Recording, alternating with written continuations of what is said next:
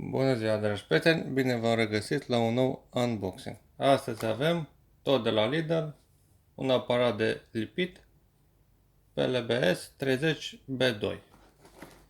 Așa. Conține un ciocan de lipit și are câteva accesorii incluse. Două vârfuri de lipit, unul din care este și premontat. Avem 4 vârfuri de pirogravură, două capuri universale, un cap ascuțit și un cap conic. Mai avem inclusiv și un burete de lipit și cositorul. Să-i dăm drumul.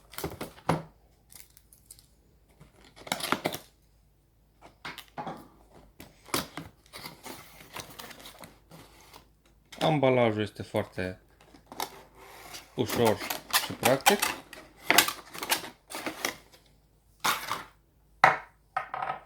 Aici avem suportul pe arc și în capăt este un cauciuc. Pistolul este ușor.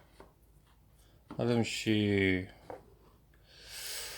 un opritor care se sprijină pe arc, după cum se vede.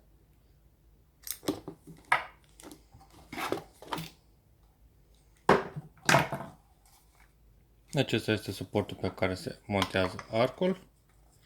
Acum să vedem cum se montează.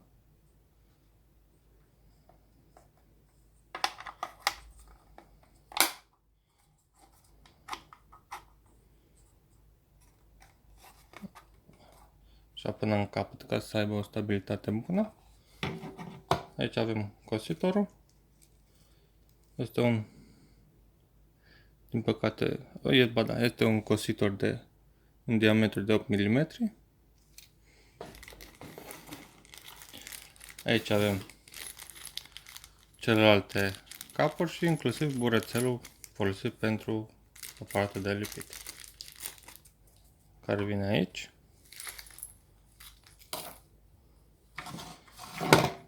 Accesoriile în spațiu de montaj pentru ele aici.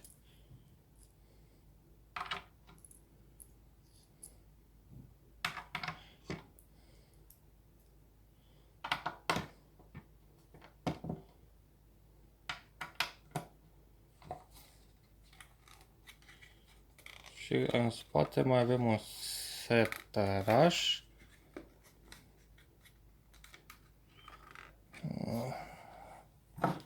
Să vedem. Unde putem pune probabil cositorul. Dacă intră, evident. Ceea ce nu intră. Din păcate.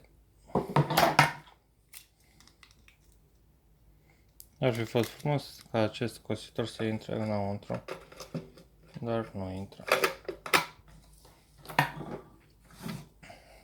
Acesta este pistolul, are un cablu probabil de 1,5 m, 2 metri. Este suficient de mare și pistolul este foarte ușor.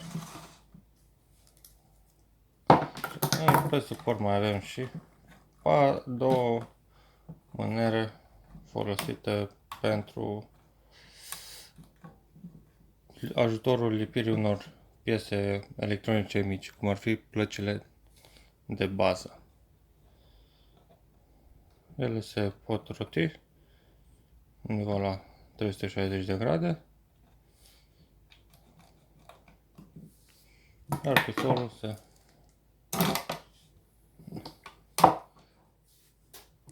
Cam acesta este acest unboxing. Vă mulțumesc și vă aștept la următorul videoclip.